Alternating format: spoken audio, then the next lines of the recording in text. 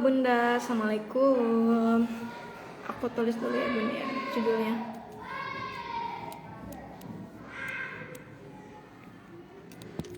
Bentar ya Bun, aku mau setting dulu cara mengatasi.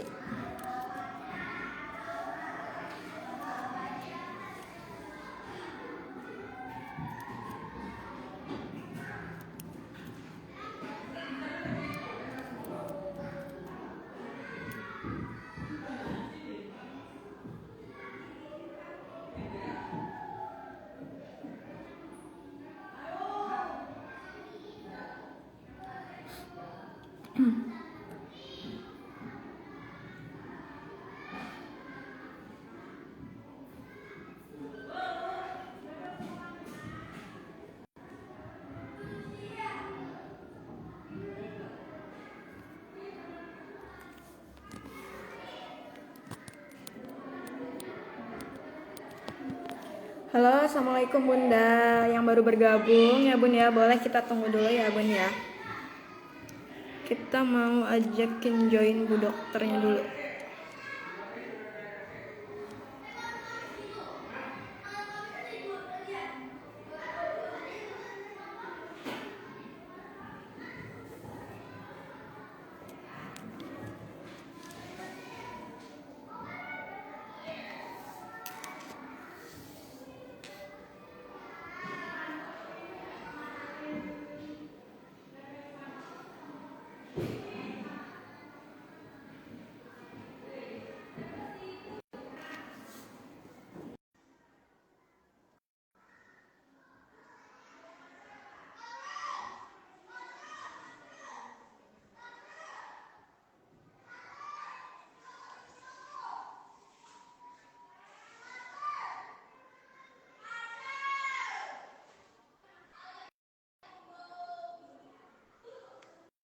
Halo Bunda, Assalamualaikum. Yang baru bergabung, bentar ya Bun ya. Kita checking dulu ini sebelum Bu Dokternya datang. Bentar ya Bun.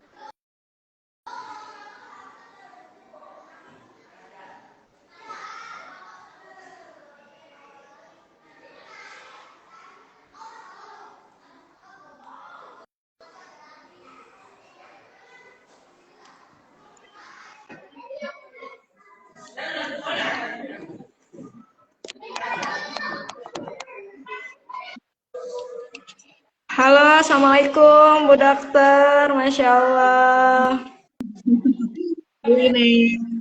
Halo Bunda, bentar ya Bunda, aku ini soalnya biar kedengeran.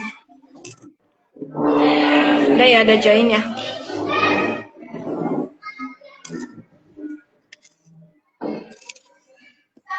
Bentar Bunda.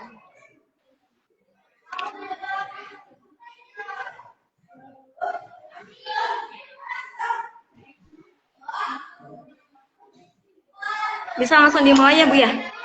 Boleh, silakan. Oke, kita pembukaan dulu ya. Assalamualaikum warahmatullahi wabarakatuh. Waalaikumsalam warahmatullahi wabarakatuh. Ini karena pada aktifnya di komen ya Bu ya. Kalau misalkan di Zoom ini kita bisa lihat langsung nih bunda-bunda yang berpartisipasi, yang pengen ya pengen cerdas bareng ya, pinter bareng sama Bu Dokter hari ini. Kita belajar bareng-bareng ya Bu ya. Iya, insya Allah. Oke, Bismillahirrahmanirrahim ya Bun ya. Saya ucapkan terima kasih kepada Bu Dokter yang sudah menyempatkan waktunya untuk bisa berbincang-bincang ya Bu ya bersama TK Khalifah Al-Qolam. Dan juga bunda-bunda yang hadir ini pasti bunda-bunda keren sih, bunda-bunda yang memang melek akan ilmu parenting ya Bu ya. Bunda-bunda yang memang apa ya namanya? Bunda-bunda yang memang mau belajar biar anaknya tuh gimana sih gitu cara menangani anak kita dengan baik ya Bu ya. Langsung saja saya mau tes komen dulu nih. Bunda-bunda apakah sudah ready Bun? Kita belajar bareng ya Bunda ya. Bunda ketik 1 kalau Bunda udah ready buat dengerin Bu Dokter. Boleh ketik 1 ya Bun ya. Ketik 1. Oh, maaf Bun, ini bannernya roboh.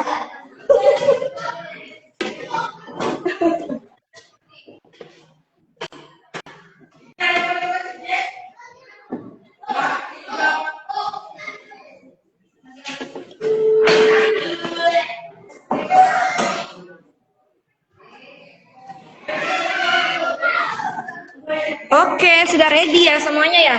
Oke ya. Langsung aja, sebelum itu aku saya mau bacain dulu CV dari Ibu Dokter ya.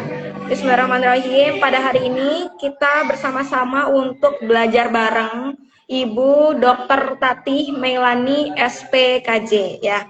Saya bacakan dulu untuk tahun di 2006 sampai 2007. Bu Dokter Umum pada Klinik Amanah Cimalaka, Sumedang, 2007 sampai 2008, Dokter Umum pada RS Pertamina Klayan Cirebon. Untuk tahun 2009 sampai 2014, Dokter Umum pada RSUD Gunung Jati, Kota Cirebon. Dan 2018 sampai sekarang, Dokter Spesialis Kedokteran Jiwa di RSUD Gunung Jati, Kota Cirebon. 2020 sampai sekarang, Dokter Spesialis Kedokteran Jiwa di RS Medimas Kota Cirebon, dan 2023 sampai sekarang Dokter Spesialis Kedokteran Jiwa di Mental Health Care MHC Kota Cirebon dan founder MHC Cirebon. Masya Allah, keren banget. Boleh tepuk tangan dulu Bunda. Tepuk tangan dulu untuk pemateri kita hari ini ya Bun ya. Masya Allah, aku senang banget Bun. Aku bisa ngobrol bareng ya sama Ibu Dokter gitu. Apa kalau bisa aku juga dicek Bun kesehatan jiwanya ya Bun. Boleh, ya, boleh. ya. Nanti bisa habis ini ya Bun ya, biar lebih sehat gitu Bun jiwaku. Bunda sudah siap ya Bunda ya, kita akan ngobrol bareng ya Bunda ya di podcast Cinukba, ngobrol bareng dengan bunda-bunda TK Khalifah Al-Qolam. Langsung saja saya serahkan ke Ibu Dokter Tatih, mangga kepadanya kami persilahkan.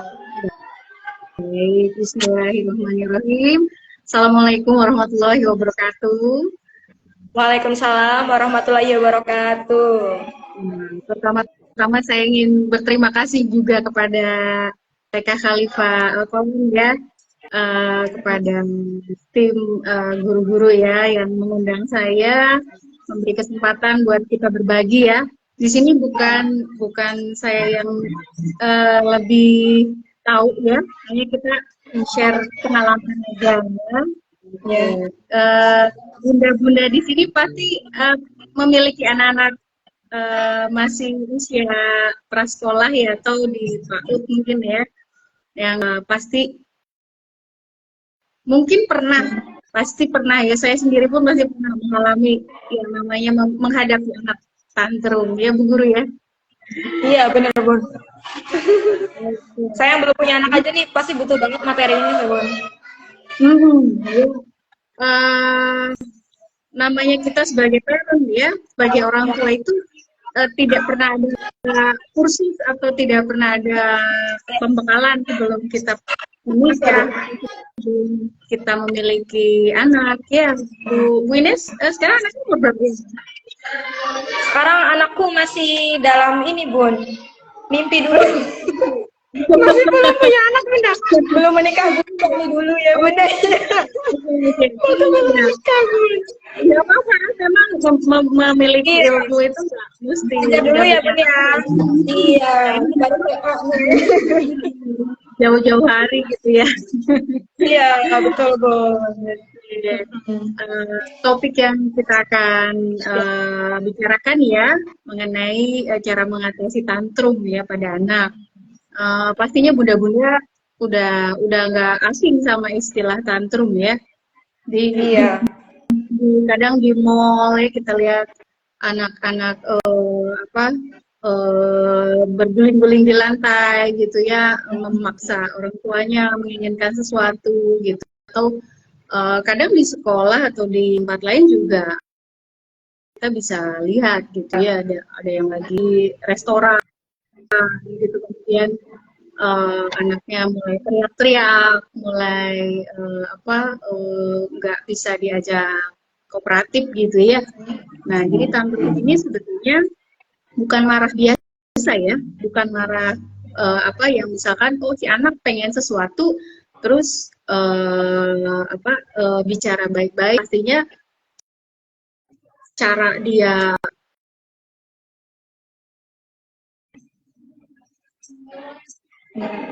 kan emosi gitu. Bisa guling-guling, bisa teriak, bisa nangis, bisa jambak, bisa mukul, bisa tendang, apa perilaku yang destruktif juga bisa ya. Nah, ini pastinya tantangan besar buat kita nih sebagai parent. Kadang juga di sekolah kan pasti ada ya bu guru ya yang Iya pasti Bun. Kadang di luar kendali, di luar BMKG Bun, tiba-tiba tantrum gitu kan. Kadang tantrum ya Bun. Iya. nih. Nah, perilaku Mm-mm. tantrum ini lebih sering terjadi pada anak-anak balita ya. Mm-mm. Kalau di Mm-mm. literatur itu 1 sampai 4 tahun. Ya, kenapa sih? Karena pada anak-anak itu kemampuan ekspresi secara verbalnya masih terbatas, gitu. Jadi dia nggak bisa mama aku Mm-mm. ingin dibelikan ini atau mama aku lapar, mama aku pengen BAB gitu kan ya. Kadang-kadang mereka belum memiliki apa kesadaran terhadap apa yang dibutuhkan ya. Jadi anak-anak ini kan punya kebutuhan dan keinginan ya. Nah, cara mengungkapkannya mereka belum terampil gitu. Jadi melampiaskannya ke perilaku-perilaku yang tidak disukai oleh orang tuanya gitu ya. Iya.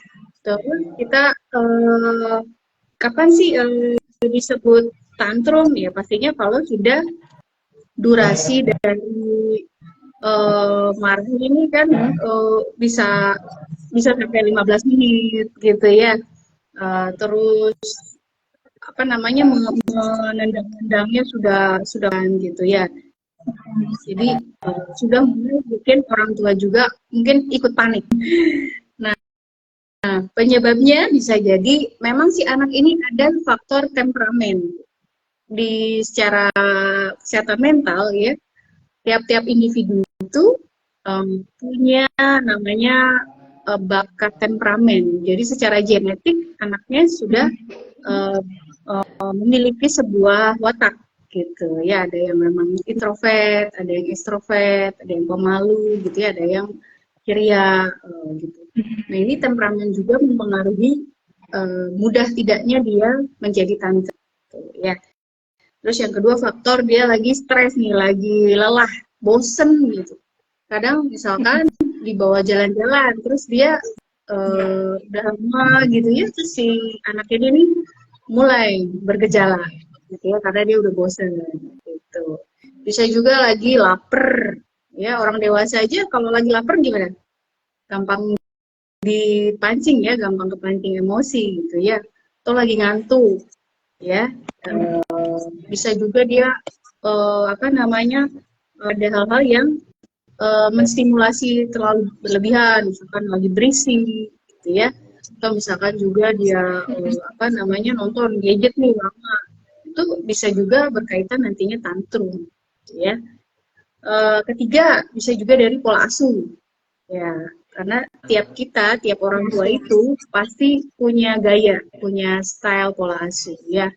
Ada pola asuh yang cenderung misalkan otoriter nih. Kamu harus ini gitu ya. Ini nggak boleh, ini boleh gitu ya. Ada yang otoriter, ada yang permisif gitu. Udah deh ya, boleh, mau ini boleh, mau itu boleh gitu ya. Tidak terlalu menetapkan batasan gitu ya. Ada juga yang abai gitu. Jadi cuek, anak mau kemana, mau ngapain, nggak terlalu diperhatikan. Gitu. Nah, pola-pola asuh ini yang 3 ini dibilang memang kurang ideal. Kalau yang lebih ideal otoritatif gitu. Jadi kita membangun anak supaya bisa memutuskan atau memiliki otorisasi diri, gitu ya. Jadi supaya dia bisa memilih, ya, dia bisa menentukan keputusan dia. Kemudian lingkungan, ya, terkadang hal-hal yang terjadi di lingkungan itu sangat bisa mempengaruhi anak-anak. Ya, kalau sekitarnya misalkan juga sering-sering juga mogok atau tantrum bisa ke bawah-bawah gitu. Memang dalam kesehatan mental itu ada yang namanya menular, gitu. Tular menular. Kalau yang perilaku positif menular juga ke temannya positif, tapi perilaku negatif jadi ikut negatif, gitu ya. Kemudian, jadi kita hati-hati juga harus dalam memilih lingkungan untuk anak-anak kita, gitu ya. Oke, nah kemudian bagaimana membedakan nih tantrum yang masih wajar sama tantrum ini kayaknya udah mulai harus ditindaklanjuti serius gitu ya. Nah tantrumnya ya pastinya dari frekuensi misalkan nggak terlalu sering ya, misal seminggu ya cuman 3 atau maksimal 5 kali gitu ya. Dalam sehari juga hanya 1 kali, misal nggak lebih dari 2 atau 3 kali ya. Kemudian juga durasi tantrumnya nggak sampai setengah jam atau malah berjam-jam gitu. Itu yang masih wajar-wajar aja kita bisa terima. Tidak ada perilaku yang membahayakan dirinya sendiri, misalkan membentur-benturkan kepala atau misalkan orang lain mau dipukul sampai lebam atau luka gitu ya, itu masih wajar. Itu kalau sudah di luar itu ya, tiba-tiba dia misalkan membahayakan diri, headbang, memukul kepalanya sendiri, atau misalkan gigit-gigit tangannya gitu sampai berdarah, ya ada yang gigit-gigit bibir atau lidah itu sudah termasuk tantrum-tantrum yang intensitas atau yang harus diwaspadai.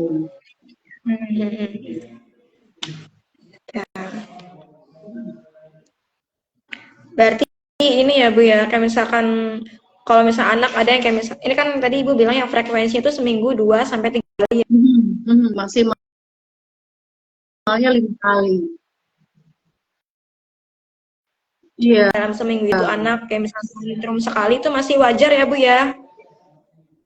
Iya. Ya kadang ada orang yang worry banget gitu kan, Bu kenapa ini anakku gitu kan. Kayak misalkan nggak mau sekolah atau apa, berarti itu masih dalam tingkatan wajar ya Bu ya, karena mereka masih di fase yang anak-anak ya Bu ya. Betul. Oh iya. Memang anak-anak itu atau otak bagian frontalnya itu kan belum sempurna. Ya, jadi otak depan tuh fungsinya untuk menimbang, ya, mempertimbangkan, memutuskan, memecahkan masalah gitu ya. Nah, kalau otak belakang atau otak bawah itu fungsinya adalah untuk proses emosi, ya. Jadi pada saat takut, marah, sedih, kecewa itu otak belakang ya. Nah, itu masih suka mendominasi. Ya, jadi belum diseimbangkan dengan otak depannya.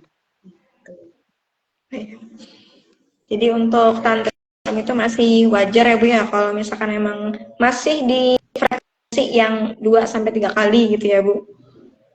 Dan cara tantrumnya per anak kan beda-beda ya Bu ya. Ya, Cara tantrum. Cara tantrumnya anak-anak kan beda-beda ya, Bu ya, maksudnya. iya betul. Udah. Iya.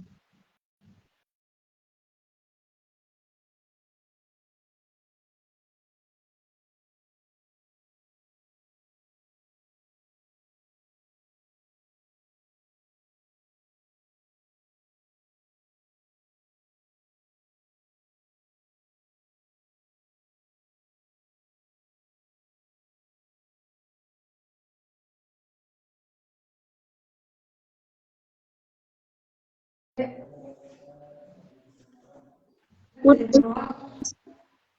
Iya, suaranya jelas sih. iya tadi putus-putus, Bun. Pakai Iya. wifi sekolah soalnya ini. Mungkin ada burung lewat ini. Ya, Bu ya. Ini Oke. udah ini ya, Bun ya, udah normal ya, Bun ya. Udah normal, Bun. Oke, udah jaringan udah stabil ya, Bun ya. Oh iya, udah normal. Iya. Oke. Kita lanjut ya. Kita lanjut ke gimana sih menghadapinya, gitu ya. Memang Ya. nggak mudah. Yang mudah dalam kita menghadapi anak perilaku anak, Tantrum. ya. Jadi memang menuntut diri kita dulu nih, diri kita sebagai parent itu untuk lebih bisa meregulasi emosi, ya. Jadi pertama memang kuncinya diri kita dulu mencoba tidak terbawa, ya, tidak ikut jadi ikutan tantrum, ya, gitu ya. Iya, benar. Langsung emosi gitu ya. Kita ingat zaman dulu itu kan kalau anak-anak nangis tuh langsung orang tuanya diam, diam, gitu ya. Iya, Bu. Jadinya Langsung dua-duanya tantrum ya, Bun. Dua-duanya tantrum kan, misahin tetangga yang lihat. Iya. Padahal itu nggak membantu sama sekali, ya. Anak tuh nggak akan suka diam dengan orang tuanya teriak-teriak menyuruh dia diam. Jadi memang kita apa namanya rules pertama itu adalah sadari diri sendiri dulu nih. Aku nggak boleh ikut ke bawah, gitu ya. Aku harus lebih tenang.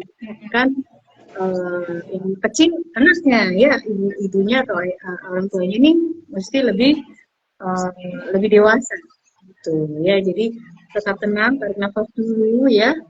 Lalu kita coba mengenal, kita coba istilahnya memposisikan di diri dia. Itu dia kenapa? Kan kita nggak bisa menyelesaikan kalau nggak tahu kenapanya. Gitu. Ya, ada anak yang memang tantrumnya itu ini manipulatif. Ya, jadi dia itu misal sudah lagi di tempat perbelanjaan, terus dia melihat sesuatu mainan yang dia pingin gitu ya, terus dia memutuskan ingin tantrum nih supaya itu strategi yang dia gunakan supaya diturutin keinginannya. Tercapai ya, Bu ya. Iya, tantrum aja lah gitu, biar beli gitu mainannya. Aja nih, udah tahu langsung dikasih gitu ya. Kalau orang tua tidak tahu, dia tidak mengenali itu, nanti langsung kasih. Dampaknya mungkin memperburuk tantrumnya semakin sering gitu, karena si otak belajarnya bahwa oh cara saya efektif nih, jadi dibeliin gitu. Iya, andalan jadinya tantrumnya, Bun. Tantrum mulu nanti sesuatu ya. Ya. Nah, kita bedakan dulu yang mana nih tantrum manipulatif, apa tantrum yang dia memang ini nih lagi frustasi gitu. Ya, frustasi ya. Kebutuhan biologis yang dia nggak bisa tunaikan gitu ya, nggak bisa dibilang ke orang tuanya gitu ya. Kalau manipulatif kita harus tetapkan batasan gitu ya. Kita bilang, mama tahu kamu pengen itu, tapi itu nggak harus dibeli ya, itu bukan berarti kebutuhan kamu ya. Kita mesti mencontohkan bahwa yang harus kita utamakan itu kebutuhan ya, bukan keinginan saja gitu. Ya, karena kalau misalkan keinginan ya tidak ada habis-habisnya. Iya, Ya, betul. biarkan dulu. Kalau dia mau drama 5 menit, 10 menit, asalkan apa namanya tidak ada resiko-resiko melukai atau dia sendiri terluka gitu ya. Jadi beri waktu aja. Kan nanti juga kalau nggak berhasil dia berhenti sendiri. Gitu. Ya kalau sudah di tahap itu selesai, udah kita habis itu peluk dia ya kita beri apa namanya pesan gitu. Kita beri nasihat bahwa nanti kalau sudah saatnya atau misalkan kalau kamu memang butuh ya misalkan kita jadwal beli mainan seminggu sekali gitu atau sebulan sekali ya itu kita bilang gitu ya beli mainannya nggak usah sering-sering. Mama boleh beli mainan misalkan seminggu sekali aja ya seperti itu. Nah kemudian kalau kasusnya tantrum yang memang apa tantrum karena frustasi ya kita harus lebih memberikan perhatian. Jadi nggak bisa dicuekin, dikacangin, oh biarin aja gitu ya. Sebetulnya dia butuh validasi emosinya gitu. Dia butuh orang tuanya mengerti. Memahami ya Bu, Gitu. ya apa yang dirasa gitu ya. Iya, gitu. Minimalnya kita gendong atau kita peluk gitu ya, supaya tantrumnya ini tidak terlalu panjang gitu kan dia belum bisa verbal nih, belum bisa mengungkapkan gitu ya, ya dengan bahasa fisik aja dulu kita peluk. Ya kalau dianya mau untaro kita usahakan memang kita juga lebih kuat ya, jangan sampai dia menahan apa memukul atau menendang gitu ya. Kemudian kalau misalkan masih juga belum berhenti itu si tantrumnya ya kita boleh membiarkan dia dulu, membiarkan karena dia kan butuh dikasih waktu nih, butuh dilepas dulu si emosinya gitu ya. Tunggu aja sambil kita kita juga di dalam diri kita sendiri juga harus mengendalikan ya kan lama-lama kalau ngelihat anak berisik, anaknya teriak gitu kan lama-lama bisa kebawa juga nih lama-lama nggak sabar ya. Misalkan sudah dia puas gitu ya baru kita nasihati ya baru bisa masuk ya Bu ya. Bisa masuk jadi jangan sampai kita ceramahin waktu dia lagi nggak nyaman gitu, waktu dia lagi butuh meledak itu meluap emosinya gitu. Nggak akan masuk ke otak dia gitu ya. Apa namanya dengan berempati, oh kamu tuh tadi tuh sedih gara-gara mainannya diambil gitu, atau kita mengutarakan mengekspresikan kira-kira kemungkinan marahnya kenapa ya, jadi dia nanti oh iya betul saya tuh marah kecewa karena mainan saya diambil. Terus kita jadi diajak berpikir ya betul diajak berpikir pakai otak logikanya gitu ya, dan kita ajarkan bahwa kamu bisa kok bilang dengan apa jelas apa yang dirasakan gitu atau apa yang bikin kamu marah. Ya, jadi kalau misalkan apa namanya sama anak kalau pakai ilmu itu jadinya lebih efektif ya Bu ya, Bu Dokter ya. Apa yang kita pengen itu lebih bisa masuk gitu ke anak. Ya, jadi harus sering-sering ya Bu Dokter ya kita ngobrol kayak gini Bu Dokter. Insya Allah. Biar kita tuh nggak sia-sia gitu kayak misalkan kan tadi kita tuh bisa masuk ke anak kalau misalnya anak tuh dia udah kalem ya Bun ya, hatinya tuh udah tenang, baru kan nanti kita nasihatin ya Bu ya, baru bisa masuk. Dan termasuk juga untuk validasi yang tadi Bu Dokter bilang, benar. Jadi kita tuh memposisikan, oh kamu sedih ya, jadi orang tua tuh harus banyak kosakata ya Bu, ternyata ya Bu, kosakata dan waktu, iya itu. Banyak. Kalau misalkan, iya betul, banyak verbal, kalau misalkan orang tua yang sibuk, dan emang dia yang lebih efektif, kayak misalkan, ya boleh nggak cukup itu aja nggak ada pembelajaran ya Bu ya jadinya ya. Iya, Anak ternyata. tidak menangkap Mm, apa sih maknanya dari peristiwa ini gitu. Kedepannya harus bagaimana gitu kan, manusia itu belajar dari pengalaman. iya. Ya, kalau pengalaman momen-momen itu lewat eh, dia tidak mendapatkan sesuatu atau pesan dari kejadian itu. Iya. Apalagi masih usia dini ya Bun ya, mereka belum apa ya, belum apa ya, belum merasakan pahit manisnya hidup yang bertahun-tahun ya Bu. Jadi mereka tuh masih butuh banget gitu Iya, kayak belajar dari pengalamannya itu ya Bu ya. Dan kita sebagai orang dewasa kan maksudnya ngasih pemahaman gitu ya Bu ke anak. Kalau misalnya itu kita nggak boleh loh kayak gini gitu ya Bu. Tapi itu hanya untuk orang tua yang paham ya Bu ya. Dan untuk orang tua yang apa namanya melek gitu akan kayak gimana sih cara parenting yang baik gitu kan ya Bu. betul, betul. Jangan sampai kita itu menggunakan cara-cara seperti orang tua dulu memperlakukan kita, gitu ya kan, orang tua zaman dulu nggak belajar.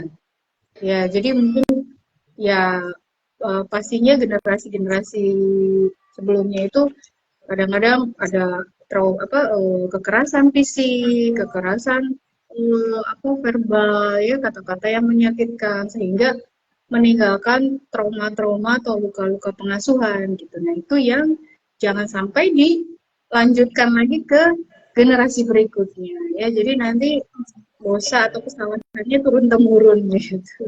Iya.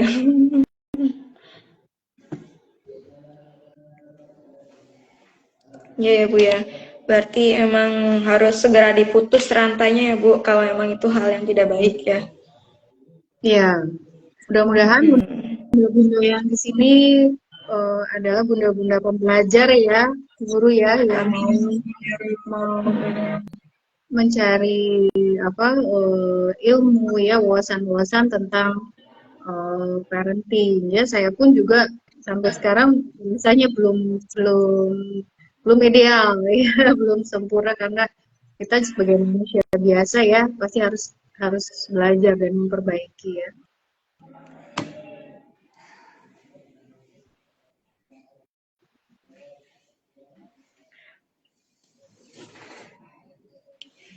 Sebentar Bu ya. Iya. Ini mau ada sesi gitu juga ya, Bu? Iya, ada Bu. Ada sih tanya jawab Bun. Ya. Tadi strategi udah ya Bu ya. Nah Bun, gimana sih cara mencegah tantrum sebelum terjadi tuh Bu? Jadi biar Hmm. tantrumnya belum terjadi tuh gimana? Apakah kita biarkan tantrum dulu sampai selesai atau sebelum tantrum kita ada jangan dulu nih ibaratnya kayak banjir ya Bun bisa kita cegah gitu biar nggak ada Iya, dampaknya. Apa harus mengalir aja apa gimana itu Bu? pastinya kalau di kita sebagai apa di dunia kesehatan ya itu kan akan lebih bagus mencegah daripada Iya. sudah terjadi terus harus ditangani gitu ya. Tantrum juga seperti itu ya, kita lebih baik mencegah ya. Caranya gimana ya? Pertama kita harus lebih mengenal nih anak kita tuh tipenya yang gimana, Hmm. sukanya apa, nggak sukanya apa gitu ya. Kalau misalnya kita udah tahu nih dia gampang tergoda apa memang jualan mainan gitu ya, kita hindari aja tuh lewat-lewat di depan tukang mainan gitu atau jajanan gitu ya.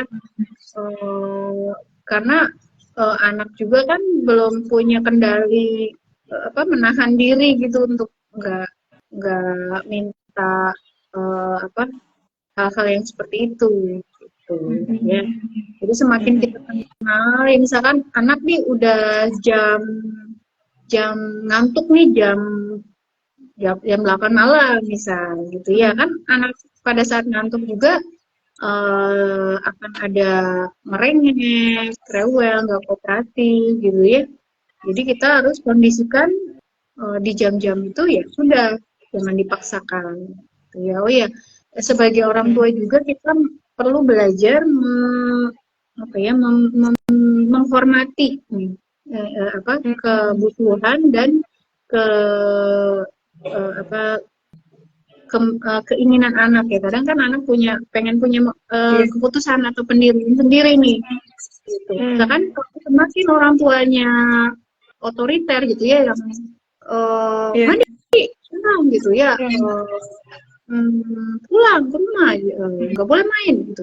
Nah, dia si anak juga akan terbentuknya sama tuh copy paste, jadinya keras juga gitu. Ya kita mesti belajar menahan intonasi suara ya dengan nada-nada yang rendah, kemudian memilih kata-kata yang lebih apa namanya sugestif ya, sugestif persuasif gitu. Bukan dengan perintah-perintah, karena semakin diperintah bisa jadi anak itu akan menentang. Oh iya iya. Jadi sebenarnya sama ya Bu kayak orang nanam ya Bu, apa yang kita tanam bakal kita tua ya Bu, sama kayak orang tua. Gimana cara kita pola asuh ke anak, anak juga bakal gitu ke orang tuanya ya Bu ya. Betul Dan sekali Bu Ineng. dan bukan nantinya, tapi malah saat itu juga bisa dirasakan ya Bu ternyata ya itu. Iya, betul ya. Anak itu selalu mengidolakan orang tua. Jadi segala hal yang dia lihat, dia dengar, dia rasakan ketika berada di dekat orang tua itu akan tercermin lagi gitu. Jadi kita hati-hati dalam berbicara ya, dalam misalkan perilaku kita, karena tanpa sadar itu pasti semua masuk ke otak anak gitu, di memori dia, dan akhirnya menjadi pola kebiasaan anak. Ya. Terus Bunda, aku mau tanya lagi Bun, untuk peran pola asuh dalam membentuk perilaku anak itu seperti apa ya Bun ya? Peran pola asuh itu? Ya, pola ya, memang apa ya namanya, pengasuhan itu ya tidak bisa kita anggap udahlah sambil ngalir atau sambil jalan aja udah ngasuh. Kadang kan di Indonesia tuh ada yang ngasuhnya tuh nenek gitu ya, ikut berperan, atau juga misalkan pengasuh ya, yang apa, babysitter seperti itu. Padahal sekecil apapun gitu ya perilaku dari pengasuh dan cara-cara pola asuh itu akan membentuk membentuk si anak gitu. Jadi perannya besar sekali di pola asuh antara orang tua ke anak ya. Kalau kita mendapati anak yang misalkan kok kata-katanya kasar gitu ya, nah itu berarti kita harus mencari tuh di lingkungan keluarga adakah gitu ya mencontohkan seperti itu ya dari gitu. Jadi kita tidak apa ya namanya, harus hati-hati banget, tidak bisa menyepelekan ya pola asuh itu. Tanpa kita sadar kadang kita yang membuat anak seperti itu gitu. Iya, tanpa sadar ya Bu ya itu ya. Tapi ada juga orang tua yang kayak misalkan nyalahin anaknya ya Bun, padahal dia kan dibentuk dari orang tua itu sendiri ya Bu ya. Iya, Kadang bingung juga itu gimana konsepnya. ada tipe-tipe orang tua yang tidak tidak apa ya, tidak punya introspeksi atau wawasan terhadap diri, dia nggak nyadar dengan apa yang dia lakukan, apa yang dia bicarakan, gitu. Tapi menyalahkan ke lingkungan luar. Iya betul. Berarti sekolah juga kan termasuk lingkungan luar ya Bu ya. Dan kadang itu kan maksudnya perlu pola asuh kan perlu dari dua aspek ya Bu ya, dari aspek yang orang tuanya juga dan dari sekolah ya Bu. Dan di sana ada dua lingkungan, ketika misalkan di sekolahnya dia sudah mengikuti lingkungan dengan baik, dan ketika di rumah itu kan berbeda lagi ya Bu pola asuhnya gitu tuh. Bahkan yang utama betul. pola asuh dari orang tua. Iya. Anak itu dibentuk pondasinya pertama keluarga. Iya. Iya. Jadi nggak bisa kita outsourcing sekolah nih tanggung jawabnya gitu ya. Walaupun memang kadang full day gitu ya di sekolah, tapi tetap sebetulnya yang menjadi fondasi atau utamanya itu adalah harusnya di rumah ya. Kita perlu sadari bahwa apa namanya bonding ikatan anak dengan kedua orang tua ya seperti apa. Kalau bondingnya tidak baik ya bisa jadi masalah-masalah timbul gitu ya, masalah perilaku yang menyimpang gitu ya, nggak nurut atau apa memakai obat-obat terlarang itu biasanya diawali dengan di dalam rumah yang tidak nyaman buat anak.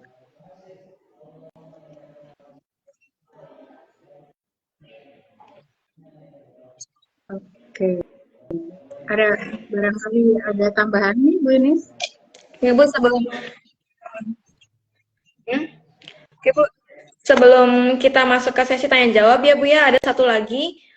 Kapan sih Bunda, kapan orang tua itu perlu khawatir dan mencari bantuan profesional gitu Bun? Oh iya. Tentang gimana sih gitu pada anak gitu. Iya. Apa namanya orang tua perlu aware ya atau apa memperhatikan waspada bahwa ketika tantrumnya udah makin sering gitu ya udah tiap hari Pak sehari juga udah hampir beberapa jam sekali gitu ya tantrum gitu kemudian ada risiko-risiko apa melukai atau destruktif gitu misalkan mecahin lempar HP, mecahin TV gitu ya atau melukai orang-orang terdekat gitu misalkan ibu bapaknya dipukulin gitu. Nah, itu udah termasuk hal-hal yang urgent atau memerlukan bantuan profesional gitu. Nggak bisa didiamkan seperti itu terus. Ya. Bisa jadi. Jaringan ya Bu ya. Sekarang udah stabil ya. Bisa jadi ada penyakit atau gangguan-gangguan nih yang dialami si anak gitu ya. Ada misalkan anak autisme ya, ADHD, kemudian disabilitas intelektual gitu ya. Itu yang paling sering tuh menampakkan gejala-gejala tantrum yang berlebihan. Ya. Oke, terima kasih Bu Dr. Tati ya atas materi dan penjelasannya. Sekarang kita masuk ke sesi tanya jawab. Bunda-bunda yang ada di kolom komentar boleh berkomentar, Bun. Siapa yang mau tanya langsung nih sama Bu Dokter? Kita bincang-bincang cerdas ya Bunda ya bersama Bu Dokter Tati. Mangga Bunda dipersilahkan yang mau tanya-tanya boleh Bun, boleh langsung komen aja Bun. Nanti aku bacain ya komennya. Ada yang mau tanya-tanya Bun? Siapa yang mau tanya boleh langsung di kolom komentar ya Bunda ya.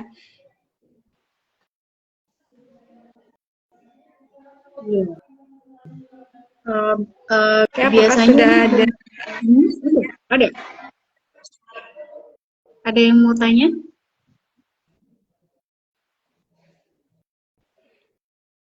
Mangga Bunda kalau yang mau tanya boleh langsung ketik komentar ya Bun ya. Nanti biar saya bacain. Oh ya ada nih Bu. Ada Bu Dokter. Saya bacain ya Bu ya. Dok, anakku kenapa kalau saat di rumah semangat untuk ikut les, tetapi saat di tempat les anakku tantrum, nggak mau les. Itu gimana Bu Dokter? Mohon pencerahannya Bu Dokter.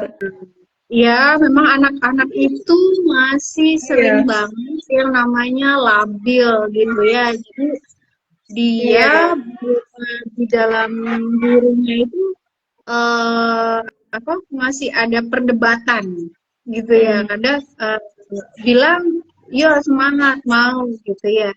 Tapi berapa menit kemudian bisa berubah gitu. Nah, memang karakteristik anak itu ya masih seperti itu ya. Jadi memang pertama orang tuanya nggak usah panik dulu. Ya, jadi jangan aneh lah. Memang anak bukan anak jadi nggak normal, bukan. Memang itu fasenya gitu, fase perkembangan mentalnya seperti itu. Gitu. Kita kenali dulu nih, jangan-jangan ada apa namanya faktor-faktor yang membuat dia tidak nyaman gitu di tempat les. Apakah apa namanya ruangannya, atau juga ada teman yang usil atau baik ke dia gitu ya, atau misalkan tiba-tiba guru favoritnya nggak datang gitu. Nah, penting untuk kita berempati dulu nih. Oh, kelihatannya kamu ada yang bikin nggak nyaman mungkin ya. Coba-coba cerita dong gitu ya. Jadi kita santai aja dulu, nggak usah mikirin, aduh nanti malu dilihatin ibu-ibu yang lain gitu ya, atau nanti nggak enak ke tempat lesnya gitu.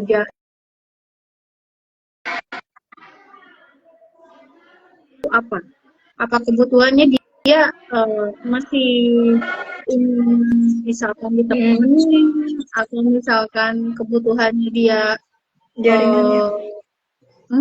Harus apa, ada trik-trik khusus gitu ya. Misalkan harus ada temennya dulu di situ yang dia nyaman gitu.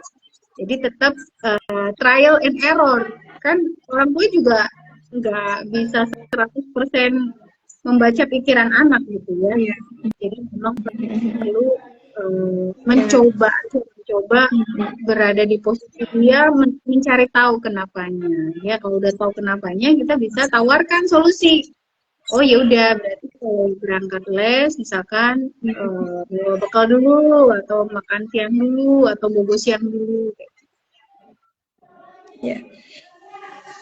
Ini Bu Dokter ada banyak banget pertanyaan ya Bu ya, kayaknya seru banget soalnya ini Bun. Ini ada yang tanya lagi nih Bun.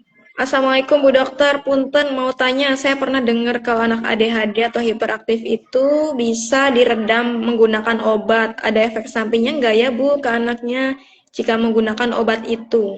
Oke, ya. Kalau kita bicara mengenai ADHD ya, hiperaktif itu memang ini termasuk gangguan neurodevelopmental ya. Jadi ada masalah nih di dalam perkembangan otak. Ya. Jadi otak kita itu kan bekerjanya sangat kompleks nih. Ada zat-zat kimia gitu ya yang mengatur perilaku atau motorik dia gitu ya. Nah, kadang anak juga nggak menyadari nih, kok saya seperti itu, nggak bisa diem, saya usil, saya apa namanya gampang mungkin dianya juga nggak bertahan gitu ya. Makanya memang ada solusi atau ada bantuan dari obat gitu. Obat itu zat-zat kimia di otak supaya menjadi normal kembali. Gitu. Efek sampingnya biasanya obat-obat ADHD itu ke ini apa namanya, resikonya satu yang dikhawatirkan tuh gangguan pertumbuhan, jadi tingginya kurang gitu. Oh iya. Jadi pendek itu yang secara medis di apa ya diketahui gitu. Tapi selain itu sih misalkan anaknya udah tumbuh tinggi, misalkan usia 6 tahun dikasih obat ADHD.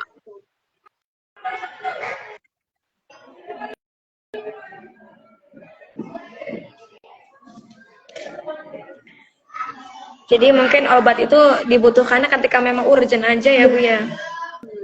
Kalau memang taraf ADHD-nya sudah mengganggu banget. Iya. Lanjut nih Bu. Jika orang tua sudah berusaha untuk menerapkan pola komunikasi yang baik untuk mendampingi anak mengelola emosinya, namun anak masih tetap tantrum ketika keinginannya itu tidak dituruti hingga bersikap agresif. Misal memukul, melawan dengan kata-kata, adakah langkah yang tepat yang dapat diambil ortu selain bersikap tegas? Katanya Bu. Iya, memang kadang apa ya, kita sebagai orang tua itu merasa sudah nih, sudah bicara baik-baik, sudah membujuk baik-baik, sudah berusaha mengerti gitu, tapi hasilnya belum kelihatan nih, ya. Maka ingat satu, bahwa kita itu tidak bisa secara instan menangani perubahan di diri anak gitu ya. Jadi nggak apa-apa. Kita juga perlu berdamai ini. Berdamai sama diri. Oh, emang udah wayahnya ini mah fasenya anak-anak ini belum belum matang otak frontal atau otak logikanya. Mohon maaf Iya. ya, Bunda, ini jaringannya. Oke, ya. Jadi nanti kalau misalkan Bunda kayak ini apa namanya, anaknya masih tantrum, ya minta bantuan sama orang yang di dekatnya Bunda. Barangkali lama-lama Bunda juga udah nyerah gitu ya. Udah pusing, udah nggak bisa lagi gitu ya menghadapi, minta tolong ya. Jadi nggak bisa kita mendidik anak tuh sendirian, Bunda. Harus ada orang lain, ya, partner gitu. Karena pasti menguras emosi, itu menguras pikiran gitu ya. Kita minta bantuan, misalkan ada eyangnya ya, kakeknya atau neneknya, minta tolong gitu ya, siapa tahu lebih nurut atau lebih bisa dikendalikan oleh dari nenek kakeknya. Dan jangan lupa tetap kita sendiri juga butuh me time, butuh merawat diri sendiri gitu ya, Bunda. Bunda jangan selalu berjuang mati-matian, ini pokoknya aku harus selalu Bunda siaga buat anaknya ya, atau harus ideal ya. Kan katanya pengen jadi kayak bundanya ini Sarah ya, tapi kadang kenyataannya kita jadi bundanya Shinchan gitu ya. Ya, nah itu kita maklumi dulu bahwa kita juga sedang proses belajar. Ya, orang tua juga sedang proses belajar. Harus langsung sempurna, Bunda. Ya, tapi yang penting kita yakin konsisten dengan cara kita ini harus diperbaiki lagi ya. Barangkali memang kita kurang waktu. Oh ya, saya mau kasih tahu, ada bahasa cinta yang harus kita berikan ke anak, dan beda-beda setiap anak. Ada bahasa cinta ada bahasa cinta hadiah, ya. Ada bahasa cinta sentuhan fisik, ada bahasa cinta waktu yang berkualitas, ada bahasa cinta pelayanan. Nah, kita mesti tahu nih, jangan-jangan bahasa cinta kita sama bahasa cinta anak ini nggak nyambung. Gitu. Yeah. So, kita bilang, oh udah nih, udah dibilang dipuji-puji, udah dikasih, tapi ternyata bahasa cinta dia misalkan waktu yang berkualitas, jadi belum nyaman, dia belum mengena. Gitu. Ya, oke. Ini ada satu pertanyaan lagi ya, Bu Dokter. Dari Bu Anis ini sama ya, Bu Dokter, dari Bu Anis sama, dibilangin ngeyel gimana kayak tadi ya Bu ya. Berarti kita lanjut ke pertanyaan dari Bunda Hijrah. Bagaimana menghadapi anak yang tantrumnya itu justru semakin parah, Dok, setelah diberikan perhatian? Ya, nah berarti ya tantrumnya anaknya Bunda ini mungkin tantrum manipulatif. Ya, tantrum yang dia sengaja gitu, Bunda. dia udah cerdas gitu, udah memikirkan strategi.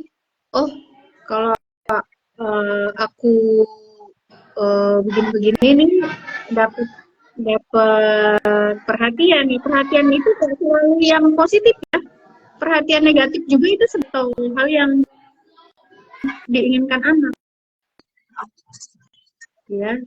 Jangan-jangan misalkan kita tuh sedang memberi perhatian yang negatif yang dia sukain gitu ya, misalkan dijewer gitu atau misalkan diancam-ancam, awas loh kalau kamu gitu terus nanti bunda mau pergi nih gitu ya.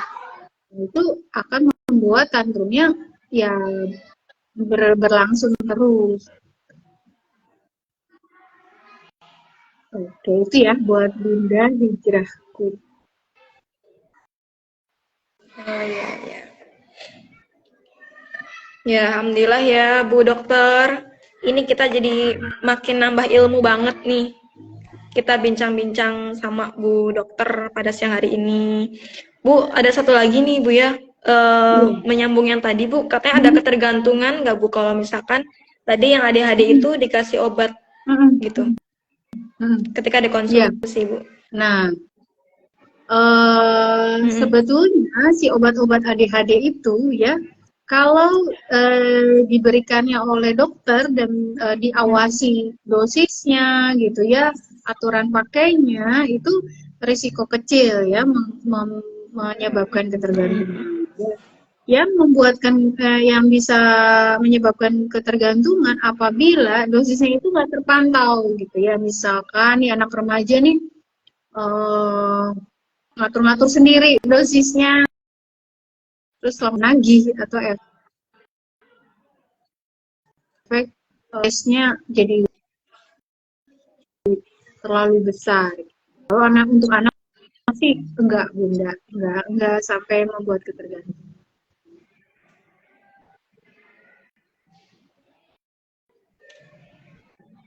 Oke, itu ya buat bunda. Gimana Bun? Udah terjawab semua ya Bun ya untuk pertanyaan-pertanyaannya. Buat yang belum ini nih apa? Aku masih mau tanya gitu kan? Boleh nanti boleh gabung di grup ya Bun ya. Kita ada grupnya, grup. Nanti kita tuh sering belajar bareng gitu. Kayak misalkan temanya tuh kita beda-beda tentang perkembangan bagaimana sih pola asuh anak yang baik gitu. Ya. Bu Dokter, sebelumnya saya dan juga bunda-bunda semua di sini selaku tim TK Khalifah Al-Qalam mengucapkan banyak terima kasih ya Bu Dokter ya kepada Bu Dokter yang telah berbagi ilmu gitu di siang hari ini ya Bu. Semoga kita semua bisa kembali lagi sharing-sharing bareng sama Bu Dokter gitu di sini ya Bu ya. Nah, amin. Amin ya rabbal alamin ya Bu. Terima kasih banyak. Bunda-bunda jangan lupa yang belum follow IGTK ya. Boleh di-follow dulu ya Bun ya. Karena kita nanti bakalan ada podcast lagi Cilukba ya Bun ya. Kita tuh mengajak bunda-bunda biar lebih smart dalam pola asuh anak ya Bunda ya. Ya, oke. Ya, nanti kita boleh sharing-sharing lagi sama Bu Dokter Tati. Aku tiap hari ketemu sama Bunda, nanti aku mau konsul tiap hari kayaknya.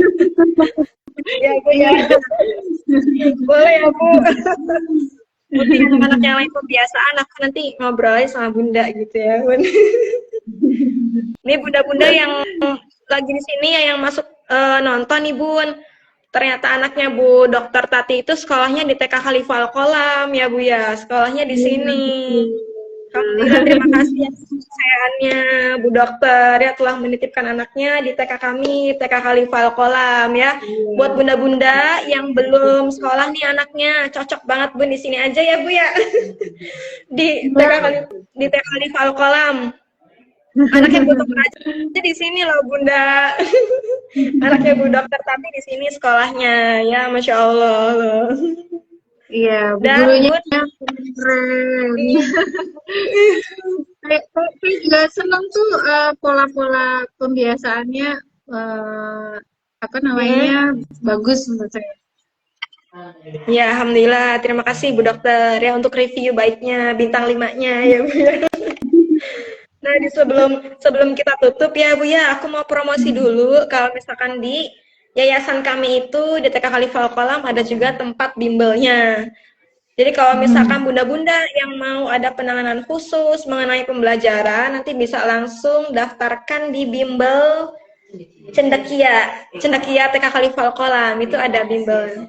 Iya, dari TK, SD, SMP semuanya ada. Ya. Oke, bunda-bunda jangan lupa di-follow ya. Dan juga kalau misalkan bunda mau daftar bimbel, bisa di sini juga ya Bunda. Ada sekolah, ada bimbel, semuanya ada. Oke, terima kasih banyak Bu Dokter Tati ya yang sudah berbagi ilmu. Semoga kita semua mendapatkan hal-hal baik dan juga kita menjadi semakin lebih baik ya Bu ya dari ilmu yang hari ini kita dapat. Semoga kita semua diberikan kesehatan selalu dan bertemu lagi di lain waktu ya Bu ya. Tapi sebelum itu aku mau satu kesimpulan dulu Bu dari yang tadi saya pantengin ya Bu ya. Ternyata pola asuh pada anak itu sebenarnya unik ya Bu ya. Ketika kita tahu ilmunya dan ketika kita tuh tahu cara penanganannya seperti apa. Kadang yang dibilang susah itu ketika kita belum paham bagaimana sih cara mengasuh yang baik gitu. Cara pola asuh yang sesuai sama usia anaknya juga itu pengaruh juga ya Bu ya. Ya, bagaimana cara kita penyampaian ke anak karena itu benar-benar bekerja banget gitu di anak gitu. Gimana apa yang kita sampaikan itu bisa langsung paham gitu ke anak ya Bu ya. Betul Iya. sekali. Anak itu otaknya masih ini ya, masih seperti spons. Jadi beri kata-kata atau nasihat yang positif. Ya. Oke, terima kasih bunda-bunda yang sudah menonton podcast yang hari ini ya Bun ya. Nanti jam 3 nih kita mau ada acara lagi Bu Dokter. Acara itu acara Tarhib Ramadan. Kita mau keliling komplek ya sama anak-anak. Kalau kita mau menyambut bulan suci Ramadan ya. Oke, terima kasih bunda-bunda yang sudah menonton. Terima kasih juga Bu Dokter Tati atas ilmunya. Kurang lebihnya mohon maaf. Wassalamualaikum warahmatullahi wabarakatuh. Terima kasih Bu Dokter. See you, bye-bye. Terima kasih Bu Dokter. Sama Bu Ines. Oh iya, tadi aku belum kenalannya. Udah. Bun, jangan lupa di-follow ya Bun. Bun seru ya? Seru kan Bun, ternyata bukan cuma anaknya aja kan Bun yang belajar ya kan, tapi di sini juga kita bisa sharing-sharing bareng, orang tuanya juga diberi ilmu-ilmu parenting ya Bun, karena ada orang tua yang memang anakku tuh Bu begini begini begini gitu kan, nggak kelihatan Bu mataku minus gitu Bu. Oh iya, bunda-bunda kalau misalkan ada yang mau konsultasi ya bunda ya, bisa langsung nanti ke MHC Bun. Itu tempat untuk konsultasi psikolog ya Bu ya.